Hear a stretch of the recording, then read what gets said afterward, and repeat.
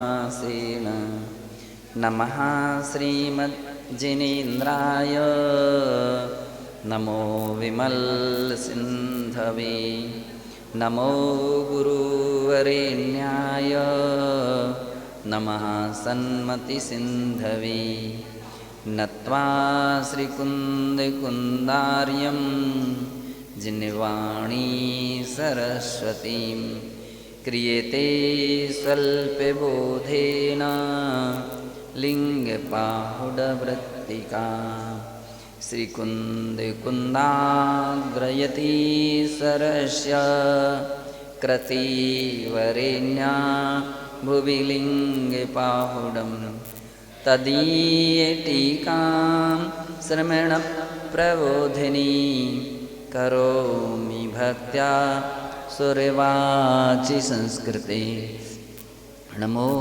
अरिहन्ताणं नमो सिद्धाणं नमो आयर्याणं नमो वज्झायाणं नमो लोये सविसा।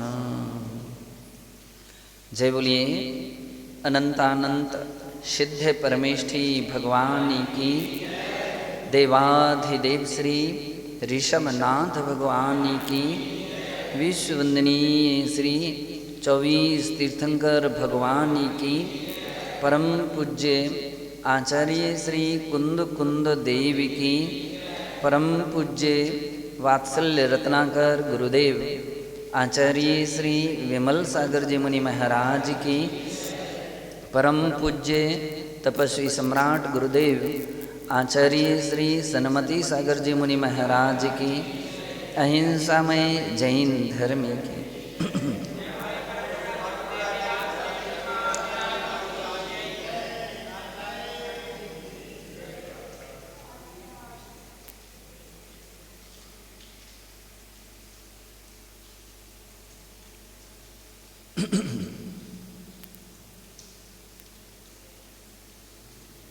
श्रमण प्रबोधिनी टीका चल रही है 7वीं गाथा की, जिसमें प्रकरण चल रहा है। अब यहाँ से इंद्रियाणि, इंद्रियाणां संख्याः 5 सन्ति, इंद्रियों की संख्या 5 होती है। तानि स्पर्श रसगंध वर्ण चक्षु श्रोत्रेति संज्ञकानि, स्पर्शन इंद्री, रसना इंद्री, घ्राण इंद्री, चक्षु इंद्री और श्रोत्र इंद्री कहो या कर्ण इंद्री कहो, दोनों का अर्थ एक है। ते 5 प्रकार की इंद्रियां होती हैं। इंद्रियाणां प्रवृत्ति परद्रव्येषु भवति, इंद्रियों की प्रवृत्ति पर द्रव्यों के प्रति होती है। कोई भी इंद्रियां अपने आप को नहीं जानती या आत्मा को नहीं जानती हैं, आमतौर पर सब पर द्रव्य को ही जानती हैं। रागद्वेष भाव युक्तम मनोपि तत्र प्रेरकम सहयोगी वा भवति, और कहते हैं राग द्वेष भाव से युक्त मन भी उनके लिए वहाँ प्रेरकम सहयोगी वा भवति, प्रेरक या सहयोगी होता है। तदा निरंकुशा परद्रव्येषु प्रवृत्तिर भवति, तो इस प्रकार से निरंकुश, अंकुश का अर्थ होता है कि जैसे हाथी को बस में करने के लिए महावत उसके ऊपर अंकुश रखता है, तो अंकुश रखता है तो हाथी उसके कंट्रोल में रहता है। इसी प्रकार से साधु जन अपने मन को कैसे बस में करते हैं, तो बोली ज्ञानांकुश के द्वारा। किसके द्वारा? ज्ञान रूपी अंकुश के द्वारा उसको बस में करते हैं। लेकिन जो ज्ञान का आश्रय नहीं लेते हैं, तो उनका मन या उनकी इंद्रियां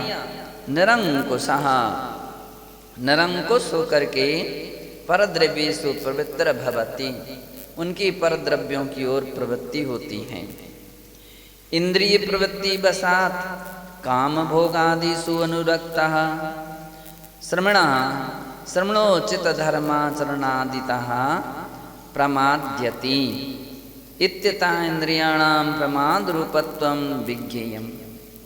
और कहते हैं कि इस प्रकार की इंद्रियों की प्रवृत्तियों के वश से यह जीव काम भोग आदि में अनुरक्त होकर के श्रमणोचित धर्माचरणादि प्रमाद्यति। श्रमणोचित साधुओं के लायक जो धर्माचरण है उस रूप आचरण में प्रमाद उत्पन्न करते हैं। इत्यतः इंद्रियाणां प्रमाद रूपत्वं विज्ञेयम्। इसलिए इंद्रियों के लिए प्रमाद रूप में गर्भित किया गया है या इन्हें प्रमाद के अंतर्गत गिनाया है। वस्तुतो अज्ञानिनो अविवेकिनः एव इंद्रियाणि प्रमाद रूपाणि भवन्ति। कहते हैं वास्तविकता में जो अज्ञानी प्राणी हैं, विवेक रहित अविवेकी हैं, वे ही इंद्रियों के द्वारा प्रमाद रूप अवस्था को प्राप्त होते हैं। सम्यक ज्ञानी तो वैराग्य बलात् ज्ञाता दृष्टा भवति सा नेन्द्रिय विषयेषु रूपादिषु आसक्तो भवति। लेकिन जो सम्यक ज्ञानी जीव हैं वे वैराग्य बलात् वैराग्य के बल से ज्ञाता दृष्टो भवति। मतलब सम्यक दृष्टि निहितम ज्ञान वैराग्य शक्ति। सम्यक दृष्टि जीव के अंदर में ज्ञान और वैराग्य शक्ति निहित होती है। इस कारण से वे ज्ञाता दृष्टा रहते हैं। साधुजन क्या रहते हैं? ज्ञाता दृष्टा होते हैं। सा नेन्द्रिय विषय स्वरूपादिषु आसक्तो भवति। वे इंद्रियों के विषयों में या रूप आदि में आसक्त नहीं होते हैं। तो इस प्रकार से इंद्रियों के विजेता होते हैं। निद्रा और शास्त्रों में मुनि राजों के लिए कहा भी गया है कि प्रमाद को भी जीतते हैं और प्रमाद के साथ साथ इंद्रियों को भी जीतते हैं। इंद्रिय विजय उनका मूल गुण है। क्या चीज़ है? मूल गुण है। तो मूल गुण का वो विधिवत पालन करते हैं। तो ऐसा नहीं कि मन ने जो चाहा ये सामग्री मिल जाए, बस वे उसके लिए पीछे पीछे चल दिए, ये व्यवस्था हमारी हो जाती है, ये सामग्री मिल जाती है। तो ऐसा सोच करके यदि पीछे पीछे चलेंगे तो आचार्य महाराज कहते हैं फिर साधु की आपकी विशेषता नहीं रही, आपकी महानता नहीं रही। आप तो साधु हैं, आप महान हैं। महापुरुष जो होते हैं वे इंद्रियों के वशीभूत नहीं होते। जो इंद्रिय के वशीभूत होए वो इंद्रियों के पीछे पीछे जाए। जैसे श्वान कुत्ता रहता है, वो जो भी मालिक या जो भी व्यक्ति टुकड़ा डालता जाता है वो उसके पीछे पीछे दौड़ता जाता है, चला जाता है। इसी प्रकार से जो इंद्रियासक्त प्राणी होते हैं तो वे बस जहाँ टुकड़ा मिलता है, जहाँ वो सामग्री इंद्रिय की विषयभूत सामग्री मिलती है, बस वहीं वहीं वे चक्कर लगाते हैं, उनके पीछे पीछे चलते हैं। तो आचार्य महाराज कहते हैं कि ऐसे व्यक्ति बतलाओ स्वाधीन हैं कि पराधीन? पराधीन हैं, इंद्रियों के वशीभूत हैं। और सच्चे साधु की इंद्रियां वशीभूत हैं। दोनों में अंतर क्या है? बोले एक इंद्रियों के दास हैं और दूसरे की इंद्रियां दास हैं। जो ज्ञानी वैरागी साधु होते हैं तो मतलब उनकी इंद्रियां दासी होती हैं, और जिनके पास ज्ञान नहीं रहता है, विवेक या वैराग्य नहीं रहता है, तो बतला रहे हैं वे इंद्रियों के दास होते हैं। इंद्रियों के दास होते हैं। साधु जन इंद्रियों के दास नहीं हैं, अन्यथा वे अपने मूल गुणों का पालन नहीं कर सकेंगे। बतला इंद्रिय उनकी दास है। निद्रा निद्रा चे दर्शनावरणीय कर्मण एव नवसु उत्तर प्रकृतिषु एका वर्तते। निद्रा दर्शनावर्णीय जो कर्म हैं, उन कर्म में 9 कर्म की उत्तर प्रकृतियां हैं, उन कर्म की प्रकृतियों में एक निद्रा है। क्या चीज है? उसका नाम निद्रा है। आत्मीय दर्शन गुणमर्थालोकन रूपम यद्वा अंतरंगार्थ विषयोपयोग रूपम गुणम यद भवति तस्य आवर्कम प्रतिबंधकम वा दर्शनावर्णी कर्म भवति इत्यादिकम सर्वार्थ सिद्धि ग्रंथे तथा धवला ग्रंथे च निरूपितम। कहते हैं कि जो आत्मा को अर्थावलोकन नहीं होने दे, पदार्थ का अवलोकन नहीं होने देती है, ऐसे दर्शन गुण जो है, अर्थावलोकन रूप जो दर्शन गुण था और या अंतरंग अर्थ विषयक जो उपयोग रूप गुण था, उस पर ये आवरण डालती है। क्या करती है? आवरण डालती है, आवारक होती है, प्रतिबंधक ऐसा जो कर्म है उसका नाम है दर्शनावर्णी कर्म। ऐसा सर्वार्थ सिद्धि ग्रंथ के 8वें अध्याय के 3-4 सूत्र में कहा है। तथा धवला ग्रंथ है, उसी प्रकार से धवला ग्रंथ की पहली पुस्तक के पृष्ठ 131, पुस्तक 6 और 7 पृष्ठ दोनों जगह इस प्रकार की परिभाषाओं का वर्णन है। प्रणय प्रणयश्च बाह्य अर्थेषु ममत्व रूपाः। प्रणय कहते हैं बाह्य पदार्थों के विषय में जो ममत्व रूप परिणाम होता है उसे प्रणय कहो, स्नेह कहो, एक अर्थवाची नाम है। बाह्येषु आत्मेतरेषु पदार्थेषु ममत्व भावाद एव परिग्रह दोषा उत्पद्यते।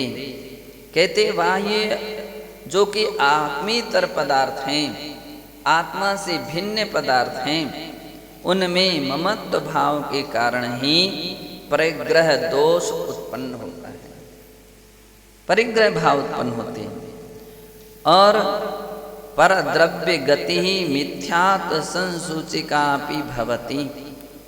परद्रव्य में जो रति है, परद्रव्य में जो रति है वो मिथ्यात्व की सूचक है। अन्य ग्रंथों में कहा पज्जय मूढ़ासो परसमय, जो पर्याय में मूढ़ है वो परसमय कहा जाता है। परद्रव्य में जो लीन है, परद्रव्य को जो आत्मा मान रहा है और अपनी आत्मा को परद्रव्य का मान रहा है तो मिथ्यात्व कहा जाता है। ऐसा जीव मिथ्या दृष्टि जीव कहा जाता है। मिथ्यात्व संसूचिकापि भवति, मिथ्यात्व का सूचक भी होता है। एन सा दृष्ट कर्म बंधिका एविति, जिससे सा दुष्ट कर्म बंधिका, दुष्ट कर्म को बांधने वाला ही होता है। निश्चितम, ये बात निश्चित है। उक्तम से मोक्ष प्राभित ग्रंथे, मोक्ष प्राभित ग्रंथ के 15वीं गाथा में कहा भी है जो पुण्य पर दव्वरो मिच्छा दिट्ठी हवे सो साहू मिच्छत पर्ण दो उण बज्झदि दुठठकम मेहिम। जो साहू, जो साधु परद्रव्यो, परद्रव्य में आसक्त रहता है, परद्रव्य में लीन रहता है, सो मिथ्या दिट्ठी हवे, ओ साधु मिथ्या दृष्टि जीव कहा जाता है, वो मिथ्या दृष्टि जीव है। मिच्छत पर्णदोण बज्जदि दुठठकम मेहिम, और जो मिथ्यात्व के रूप परिणाम को प्राप्त हो चुका है, मिथ्यात्व को प्राप्त हो चुका है, ऐसा जीव दुष्ट 8 कर्मों को बांधता है, 8 कर्मों से बंध को प्राप्त हो जाता है। एवं प्रणयोपि श्रवणस्य कृते प्रमादरूपत्वात् त्याज्येवित भवति। इस प्रकार से प्रणय भी श्रवण के लिए प्रमाद रूप होने से त्याज्य है। कभी कभी कुछ लोग मर्यादाएं तोड़ देते हैं, पालथी लगा के बैठ जाओ, तो क्या मर्यादा तोड़ देते हैं? पालथी लगा लो। तो ये मर्यादा तोड़ देते हैं कि कोई भी बच्चे आए, अब वे छोटे तो हैं, अबोध हैं, इसका मतलब यह नहीं कि उसको अपनी गोद में बैठा लें, यह नहीं कि उनको अपनी पार्टी पर बैठा लें, यह नहीं कि अपने उनको चटाई पर बैठा लें। ये मर्यादाएं हैं। क्या हैं? अपनी साधुचित मर्यादाएं हैं। तो अपने लिए अपनी मर्यादा का ध्यान रखना चाहिए। हर बच्चे को छूना नहीं चाहिए, सबसे बड़ी बात। हर बच्चे, इतनी तो समझदारी हो अपन परख लो कि वो कैसा है। को आम छोटे बच्चे रहते हैं, बहुत छोटे रहते हैं, अब आपको मालूम ही नहीं है कि वो 1 नंबर किए है कि 2 नंबर किए है, और तुरंत ही खिलाने लगे।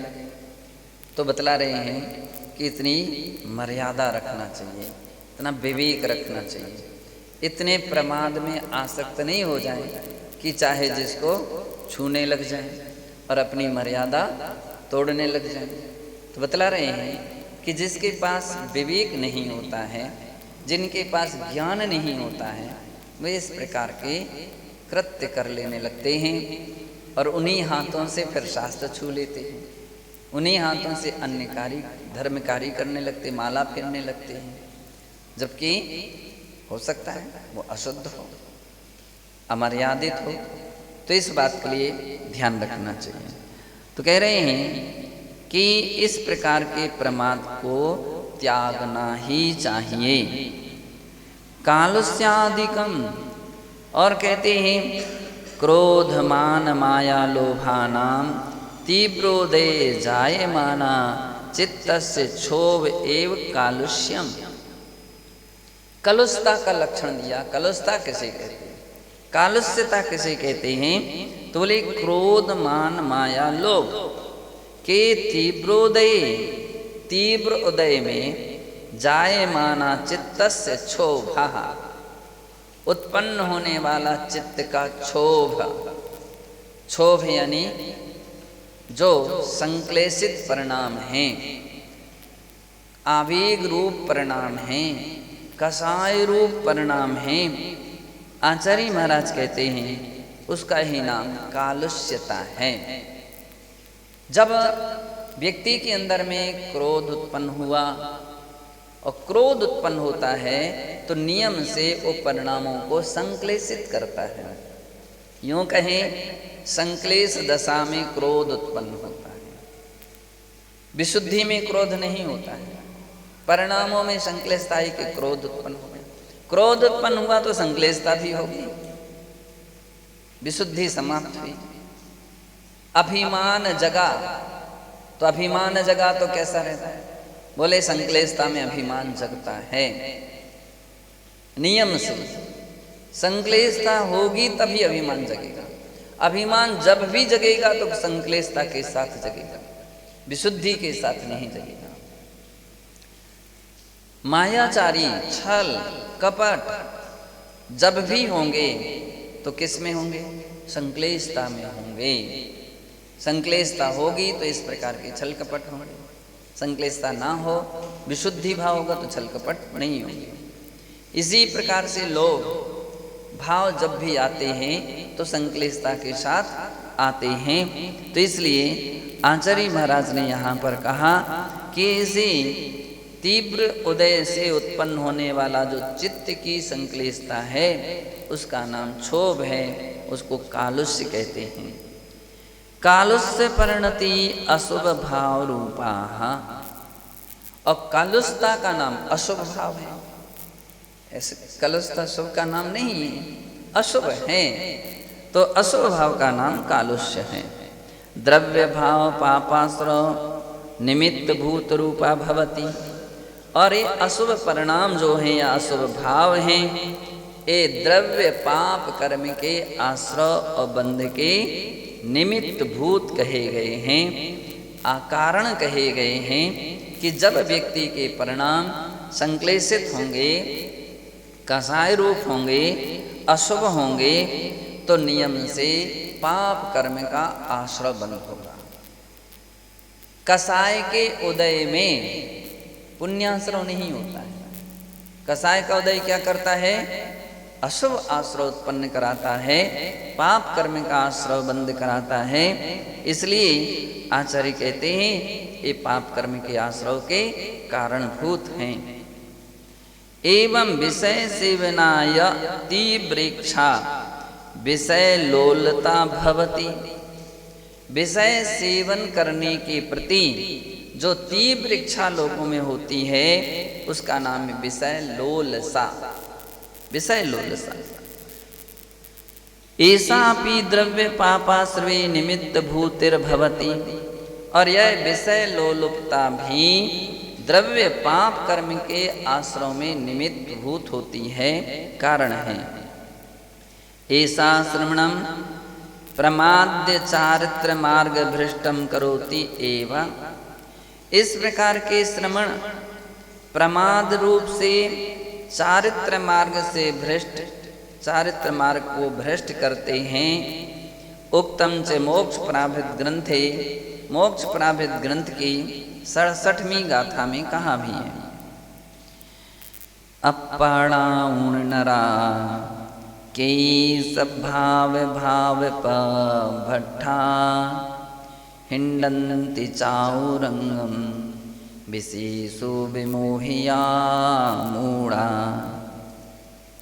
कह रहे हैं अपाणाउण नरा, जो नरा, जो मनुष्य आत्मा को भी जान करके, ऐसे कितने सारे लोग हैं कि स्वभाव भाव पभट्टा, कितने अपने स्वभाव रूप चारित्र से भ्रष्ट हो जाते हैं। और हिन्नन्ति चौरंगम विशेषु विमोहिया मूढ़ा, ऐसा मूढ़ प्राणी विषयों से विमोहित होता हुआ चतुरंग संसार में परिभ्रमण करता है। चतुरंग संसार का अर्थ क्या है? चारों गति रूप जो संसार है, ऐसे चारों गतियों में वो परिभ्रमण करता है।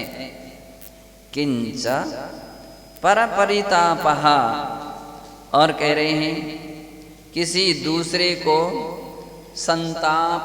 संतापित करना, कष्ट कह देना, उसको परिताप कहते हैं।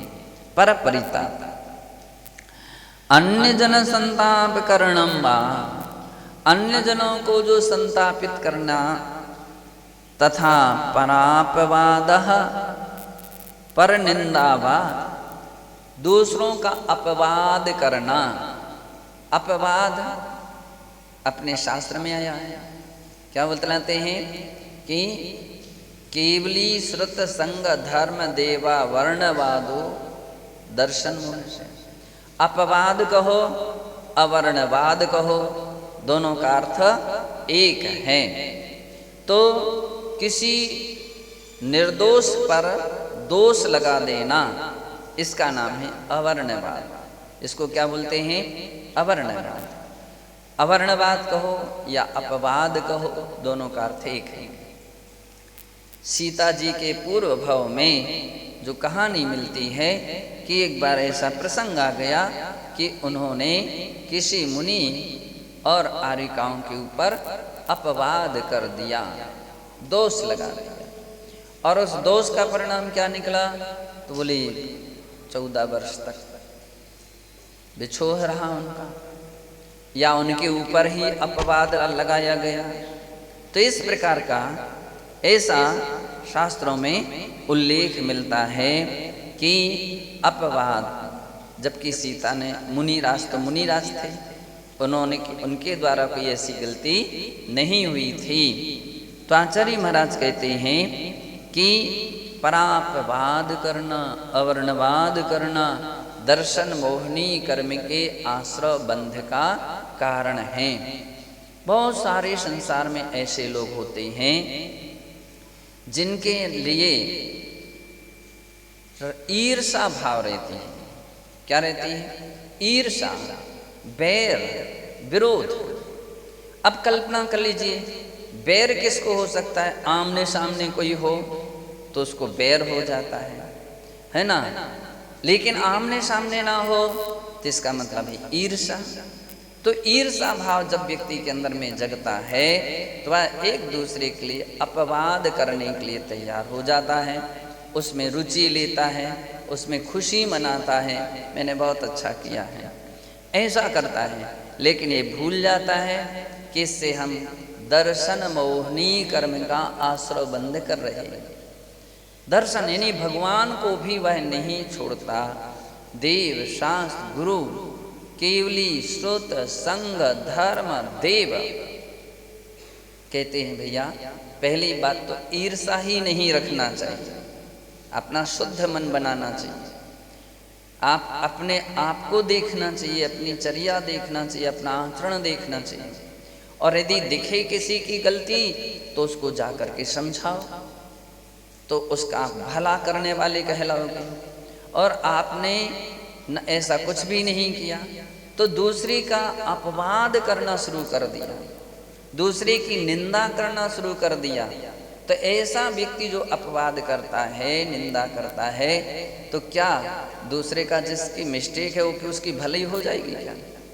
आप पहले पहुंचो, देखो, परखो कि वास्तविकता में ऐसी गलती उसमें है कि नहीं। आपने ना देखा, ना समझा, ना परखा और बस शुरू कर दिया। तो आचार्य महाराज कहते हैं ये अवर्णवाद दर्शन मोहिनी कर्म के आश्रय का कारण है।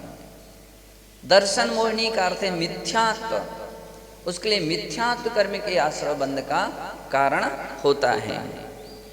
इस प्रकार से इति अनयोः आत्म परिणति पापाश्रवे हेतुत्वं भवति।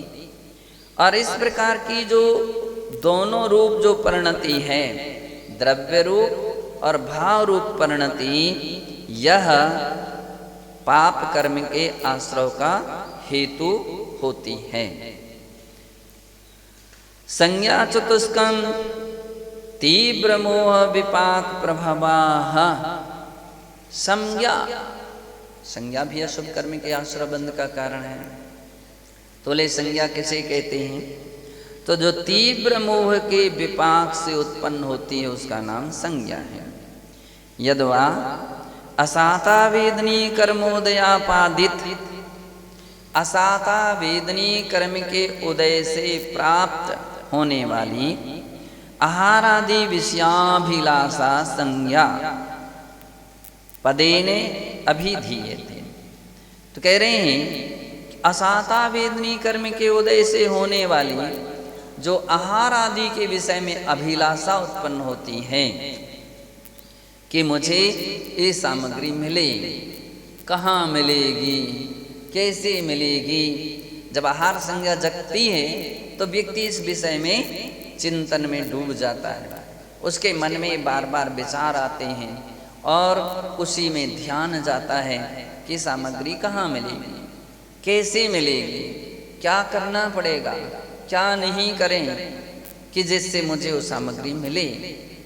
तो कह रहे हैं तो इस प्रकार की जो अभिलाषा है उसका नाम है संज्ञा। पदे ने अभिधीयते, उसको संज्ञा शब्द से कहा जाता है। तस्य चत्वारो भेदः, आहार संज्ञा के चार भेद हैं, यानी संज्ञा के चार भेद हैं। आहार संज्ञा, भय संज्ञा, मैथुन संज्ञा, परिग्रह संग्रहश्च। आहार संज्ञा, भय संज्ञा, मैथुन संज्ञा और परिग्रह संज्ञा, इस प्रकार से संज्ञा के चार भेद होते हैं।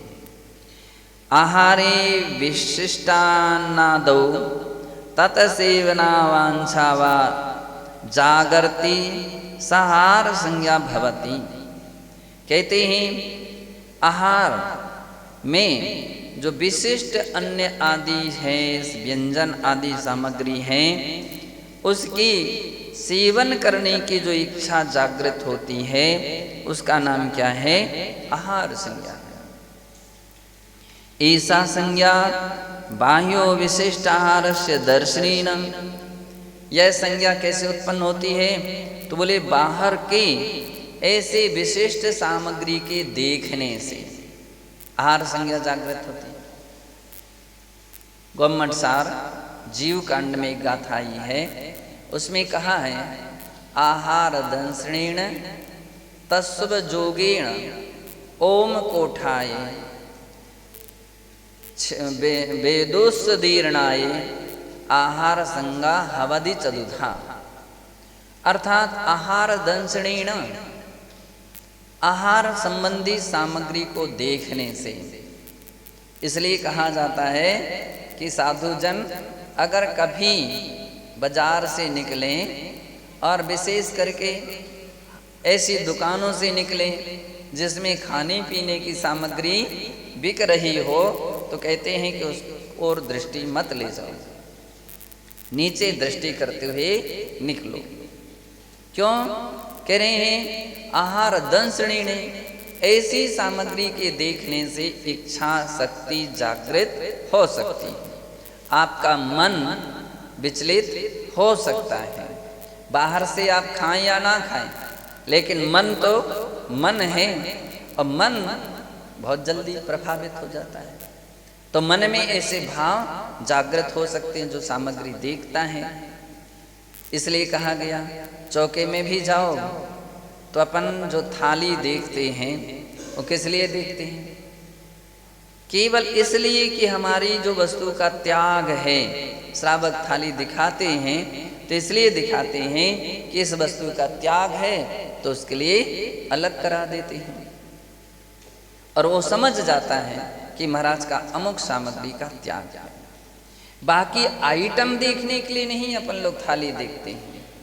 अच्छा, और क्या ये सामग्री, ये सामग्री। और कहीं वो व्यक्ति थाली रख दे चौकी पर और देना भूल जाए, तो व्यक्ति बार बार दृष्टि जाती है।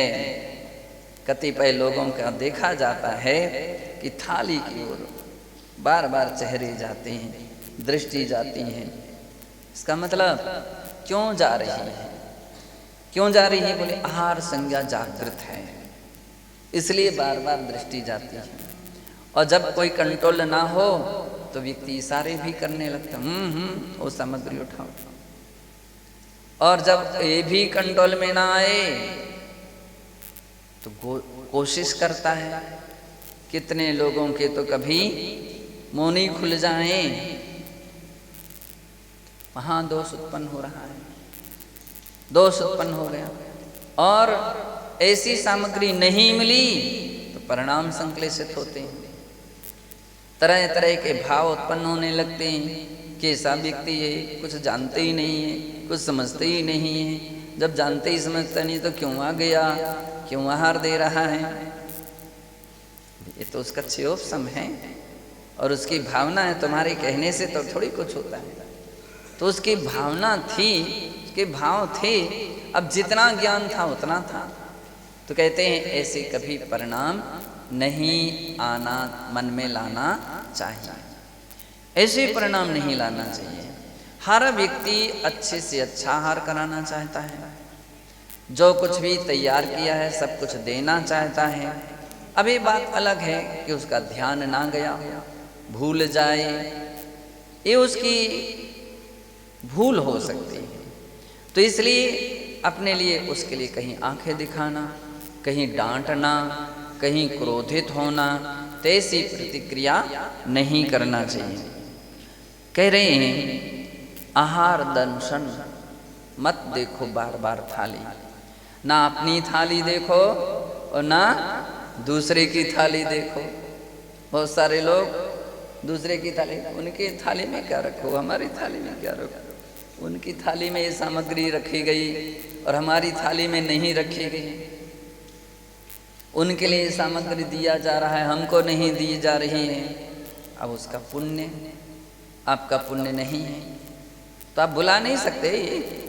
हाँ हम तो देखो पहले बोले अगर ऐसा इशारा करोगे और गुरु महाराज को मालूम चल जाए तो गुरु महाराज क्या करते हैं, उसका त्याग करा देते हैं। चलो 8 दिन की इस वस्तु का त्याग,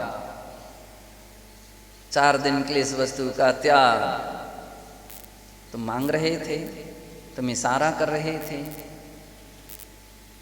तुमने ऐसी कोशिश की, त्याग कर दिया। इंद्रियों को आपको जीतना चाहिए। आपका इंद्रिय विजय नाम का मूल गुण है। मांगना, संकेत देना, व्यवस्था बनाना, ये तो महादोष, आधा कर्म नाम का दोष कहा जाता है। तो इसलिए इन बातों प्रसंगों में ध्यान रखा जाता है। यहाँ तक ही नहीं, आपका आहार लगातार अधिक मात्रा में किस चौके में हो रहा है, किस चौके में हो रहा है। संघ में परंपरा थी कि आहार के बाद नाम बतलाना पड़ता था। आज हमारा आहार अमुक अमुक व्यक्ति के यहाँ हुआ और आहार की सामग्री बतलानी पड़ती थी। आहार में अमुक अमुक सामग्री ली तो महाराज बड़े ध्यान से सुनते थे। तो नाम गृहस्थ का बतलाया, इसका मतलब ये है कि आप उस चौके में कितनी बार गए हो। महाराज बोले बार बार कैसे जा रहे हो, द्वारा कैसे हुआ, तीसरी बार कैसे हुआ, चौथी बार कैसे हुआ। तो कभी ऐसे भी लोग होते थे, महाराज कोई था ही नहीं और पड़ गाने वाला, तो महाराज गुणा भाग लगाते थे। बोले तुम झूठ पर झूठ बोल रहे हो, तुम्हारे बात के लोग भी तो निकले हैं, वे कैसे निकले हैं, वे कैसे चौके में पहुंचे हैं। तो कभी अपने लिए अपनी एक गलती को छिपाने के लिए दूसरी गलती नहीं करना चाहिए, झूठ को छिपाने के लिए झूठ नहीं बोलना चाहिए। तो ये परंपरा थी। इसी प्रकार से सामग्री क्या क्या ली महाराज देखते थे, और कभी कभी ऐसा पूछ लेते थे, क्यों जी पेड़ा लिया था, हाँ महाराज इतना सा इतना सा इतना सा। अब इतना सा दिखा रहे हैं, इतना सा तो कोई वस्तु ली नहीं जाती है। महाराज समझ जाते थे और उसको कहते थे चलो 4 दिन के लिए पेड़े का त्याग, अमुक वस्तु का त्याग। तो इससे व्यक्ति की इंद्रिय लोलुपता पर कंट्रोल करते थे। यही बात यहाँ पर कही जा रही है कि वस्तु देखो ही नहीं, कि आपके अंदर में संकल्प विकल्प हों कि उनकी थाली में क्या, आपकी थाली में क्या, उनको क्या दिया जा रहा, तुमको क्या दिया जा रहा, मत देखो। अपनी थाली भी बार बार मत देखो। एक बार देख लिया, बतला दिया, बस फुर्सत। अब अपना ध्यान अपने हाथ में रखना चाहिए। तो बोलिए आहार संज्ञा को जीतने का एक कारण है, आहार को मत देखो। आहार को बार बार देखोगे आपकी इच्छा जगेगी। कुछ लोग तो पूरे चौके तक दृष्टि रखते हैं, कहाँ क्या रखा है, कितनी मात्रा में रखा है, मत देखो उसको। और कहते हैं यद्वा तदुपयोगेन आहार दंसणेन तस्व जोगेन, आहार के विषय में उपयोग लगाने से। मैंने बतलाया कि उपयोग कैसा लगाया जाता है। ये सामग्री बहुत रुचिकर है, ये मिल जाती तो हमारा आहार हो जाता और हमारा ठीक हो जाता, पढ़ना हो जाता, हमारी तबीयत ठीक हो जाती। अब वो मिले कहाँ, कौन से चौके में मिल सकती है, यहाँ मिल सकती है, वहाँ मिल सकती है। तो ये सब गुणा भाग व्यक्ति जो अपने हिसाब से लगाता है, इसका नाम है उपयोग। तस्व जोगेण, उस उपयोग लगाने से ये भी आहार संज्ञा की जागृति का कारण है। यद्वा उदर रूप प्रकोष्ठ रिक्तायाम सत्या, खाली पेट। उपवास वालों को सबसे अधिक मालूम स्वप्न कैसे आते हैं? सभी के लिए नहीं आते हैं, लेकिन जो मोही रागी होते हैं उनको खाने के स्वप्न आते हैं। स्वप्न में हमने अमुक सामग्री खाई, अमुक सामग्री ली, तो क्यों? वहार संज्ञा जागृत होती है। तो कह रहे हैं ओम कोठाए, कोठे का ओम हो जाना। कोठा यानी पेट, और पेट का ओम यानी खाली हो जाना। खाली पेट में भी भोजन की अभिलाषाएं जगती हैं। कतिपय लोगों को अपन देखते हैं, आहार का समय हो जाए तो बार बार घड़ी दिखती है, अरे टाइम हो गया, कितना टाइम हो गया, कितने बज गए, कितने बज गए, पानी भरा गया। थोड़ी शांति रखो, सब कुछ अपना काम हो जाएगा, है ना। तो ये जो आकुलता व्याकुलता क्यों हो रही है? अरे खाली पेट है। तो खाली पेट भी आहार संज्ञा का एक हेतु है। ओम कोठाए। और कहते हैं अंतरंगे च असाता वेदनी कर्मोदीर्णया च समुत्पद्यते। असाता वेदनी कर्म की उदीर्णा जो है, तो इस कर्म की उदीर्णा से भी इस प्रकार की संज्ञाएं आहार संज्ञादि जगती हैं। अभिव्यंजते भयेन जायमाना पलायनेच्छा भय संज्ञा। भय से जो पलायन करने की इच्छा होती है उसका नाम है भय संज्ञा।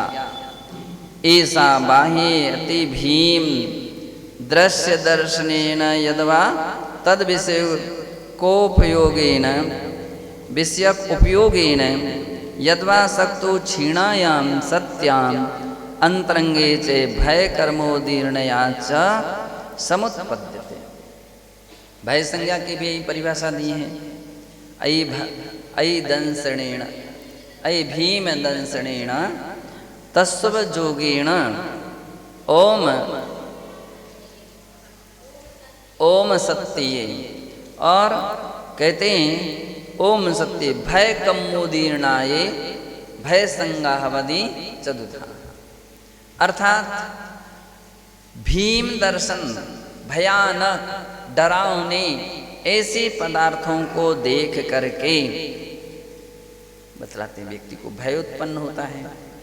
तद विषय को उपयोगी ने, और वही बातों को ध्यान में रखता रहे, ऐसा भूत, ऐसा प्रेत था, ऐसा वो लक्षण, ऐसा उसकी हालत थी। अब उसको सोच सोच करके भी रात्रि का समय हो और अंधेरा पक्ष हो, जंगल हो, लाइट चली जाए तो वही दिखने लगता, कहीं हुआ कुत्ता तो नहीं है। तो कहते हैं कि इस प्रकार से अति भीम पदार्थ के दर्शन से, भयानक पदार्थ के देखने से, यद्वा तद विषयक उपयोगी नहीं, उस वस्तु के विषयक उपयोग लगाने से, यद्वा शक्तो क्षीणायाम सत्याम, शक्ति की क्षीणता होने पर, कमजोर हो जाने पर व्यक्ति भयभीत होता है। बतलाते हैं कि किसी भी प्रकार की अवस्था को सहन करने के लिए शक्ति भी चाहिए। अपन देखते हैं हॉस्पिटल में आईसीयू रूम होता है, अब उसमें बत्ती को रोका जाता है। क्यों रोका जाता है?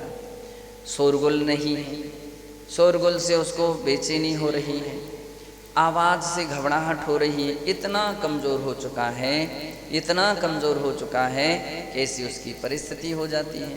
तो इसलिए क्या करते हैं, उसको ऐसे स्थान पर रखा जाता है जहाँ ऐसा शोरगुल का प्रभाव ना पड़े, ऐसे कोई वस्तु ना दिखे, ऐसे कोई सामग्री ना दिखे, ताकि भय उत्पन्न ना हो। तो इस प्रकार के शक्ति की क्षीणता पर भी भय संज्ञा जगती है। अंतरंग, ये सब तीन बहिरंग कारण है, और अंतरंग कारण है भय कर्मोदीर्णाय, भय कर्म के उदीर्णा से इस प्रकार की उनको भय उत्पन्न होता है।